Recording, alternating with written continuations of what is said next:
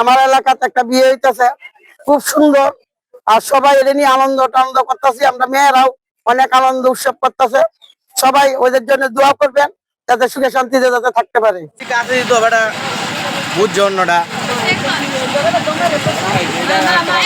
আমাদের মোহনগঞ্জে একজন নাগরিক আসছে। চীনা নাগরিকের সাথে আমাদের এলাকারই একজন মেয়ের বিয়ে।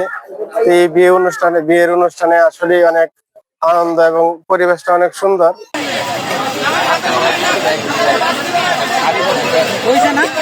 চীনের যুবক এবং আমাদের মোহনগঞ্জের মেয়ে লিজা ওয়াং সোলিং, চীনের যুবক, তারা একটা বিয়ের কাজ সম্পন্ন হয়েছে আমার মহল্লা বিয়ের অনুষ্ঠানটা।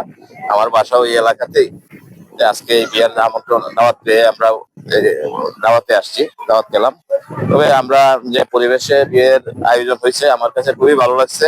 আশা করি তাদের ভবিষ্যৎ জীবন যদি সুন্দর এবং সফল হয়, আমরা এই দোয়াই করি।